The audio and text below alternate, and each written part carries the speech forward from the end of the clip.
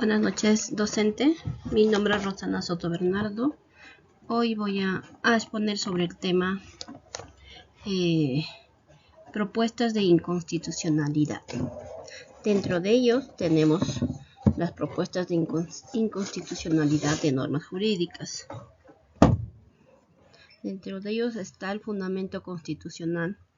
El fundamento constitucional es para poder plantear una inconstitucionalidad, el cual es necesario identificar cuáles son los preceptos de constitución que se consideran violadas por las normas jurídicas vigentes. Luego de ello tenemos lo que es la argumentación jurídica. Se debe elaborar un argumento sólido que demuestre cómo las normas jurídicas contravienen los principios o los derechos establecidos en la Constitución. Después tenemos la jurisdicción competente. Se debe determinar cuál es la jurisdicción competente para conocer y resolver sobre la inconstitucionalidad de las normas. Presentación de las propuestas. Una vez que se haya elaborado las propuestas de la inconstitucionalidad, se debe de seguir los procedimientos establecidos para presentarlas ante la jurisdicción competente, ¿no? De ahí tenemos la teoría del ius positivista. En la teoría del ius positivista son enfoques filosóficos y jurídicos que sostienen una validez de las normas jurídicas. Esta determinada por factores externos al contenido moral, ético de las mismas. Sin embargo, dentro del ius positivismo existen varias distinciones y variantes que enfatizan diferentes aspectos. Dentro de ello tenemos el ius positivismo clásico. Esta corriente se asocia a los trabajos de los autores como John Austin y Hans Kelsen, ¿no? El ius positivismo clásico sostiene que la validez de las normas jurídicas se basa en la autoridad del legislador, es decir, en la promulgación de las normas de acuerdo de un procedimiento establecido. Dentro de ellos también está el ius inclusivo. Esta teoría se desarrolla principalmente por Joseph Raz, buscado incorporar elementos normales del ius positivismo. De ahí es el ius exclusivo. Esta postura, asociada con los autores de Hart, sostiene que hay necesariamente una conexión entre derecho y moral. El ius escéptico. Esta teoría está representada por los autores como Ronald y Gerald Postman, ¿no? Criticada al ius al argumentar que no hay una separación absoluta entre derecho y moral.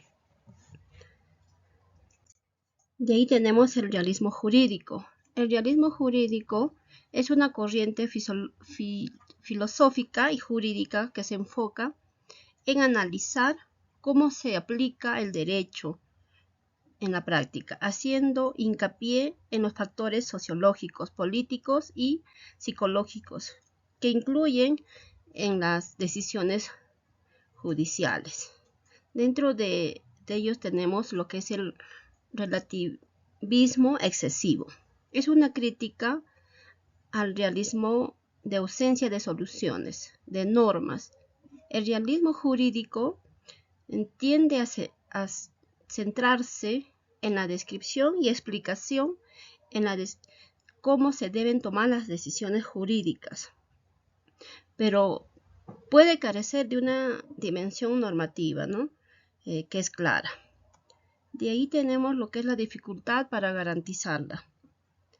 El realismo jurídico se basa en una gran medida en el estudio de casos individuales y en la influencia de factores contextuales. El desafío a la autoridad del derecho. Al resaltar la influencia de factores políticos y sociales en la toma de decisiones judiciales, el realismo jurídico puede plantear un desafío a la autoridad y legitimidad de derecho. Algunos críticos aumentan que el realismo jurídico debilita a la confianza en el sistema legal, al enfatizar la naturaleza contingente y subjetiva, ¿no?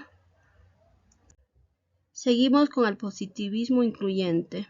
El positivismo incluyente es una corriente dentro del positivismo jurídico que busca incorporar elementos morales en el estudio y comprensión de derecho, a pesar de afirmar una validez de las normas jurídicas, no dependen del contenido moral. Dentro de ello tenemos la separación entre derechos moral. Es igual que otras formas de positivismo. El positivismo incluye y mantiene la separación entre el derecho y la moral. Es un término de su origen y validez. Consideración del elemento moral. A diferencia del positivismo incluyente, el positivismo incluyente reconoce que los elementos morales pueden influir en la interpretación y aplicación del derecho. El rol de la discreción judicial. El positivismo incluyente concede cierta discreción judicial para considerar aspectos morales en la aplicación de derecho. Debate ético jurídico. En el positivismo incluyente fomenta el diálogo y el debate entre la ética y el derecho, reconociendo la importancia de la reflexión ética en la formulación de políticas jurídicas, ¿no? y la crítica constructiva del sistema legal existente. Pasamos lo que es el positivismo excluyente. En el positivismo excluyente, el término positivismo excluyente no es una corriente jurídica o filosófica ampliamente reconocida. Sin embargo, basándonos en las interpretaciones literales del término, podríamos entenderlo que una crítica hacia el positivismo jurídico que defiende una postura de inclusión o rechazo absoluto de cualquier elemento moral, ético en el derecho. Dentro de ello tenemos lo que es la separación artificial entre derecho y moral, la ignorancia de la dimensión moral del derecho y la ausencia de críticas hacia las normas injustas, ¿no? De ahí seguimos con lo que es el positivismo excluyente del filósofo Kenzel. El político o el positivismo crítico, también conocido como positivismo normativista o el neopositivismo, es una corriente dentro del positivismo jurídico que fue desarrollada por el jurista y filósofo Hans Kenzel, ¿no?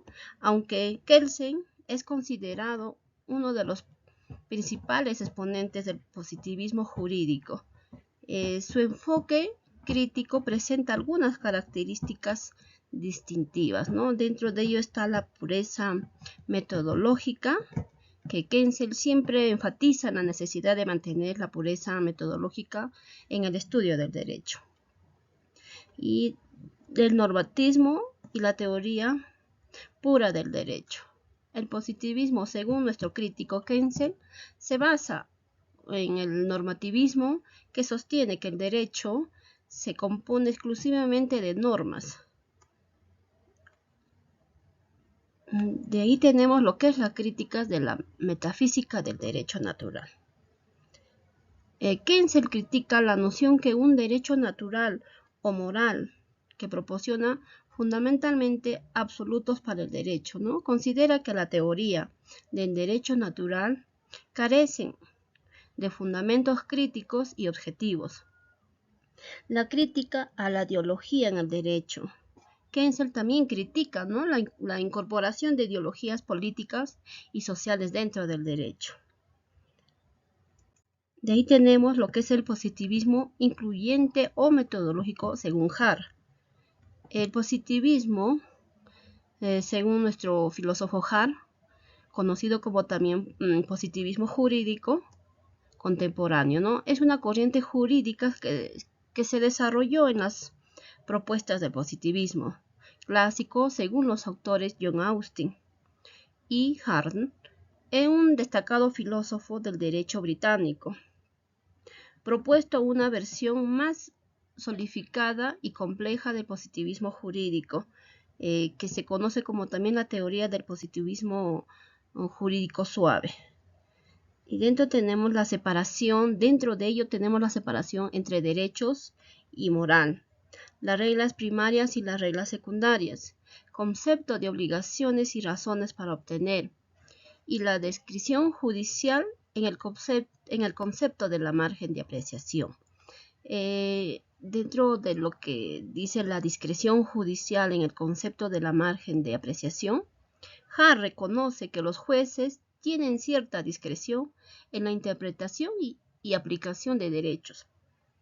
Argumenta que existe margen de apreciación entre los cuales los jueces pueden tomar decisiones basadas en un criterio y evaluación de los hechos y las normas implicables, ¿no?, o aplicables. Sin embargo, Hart también sostiene que los jueces deben ceñirse a las reglas secundarias establecidas por el sistema jurídico.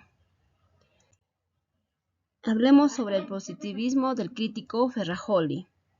El positivismo de Luigi Ferrajoli, conocido como una teoría garantista, ¿no?, del derecho. Es una corriente jurídica desarrollada por el jurista italiano Luigi Ferrajoli.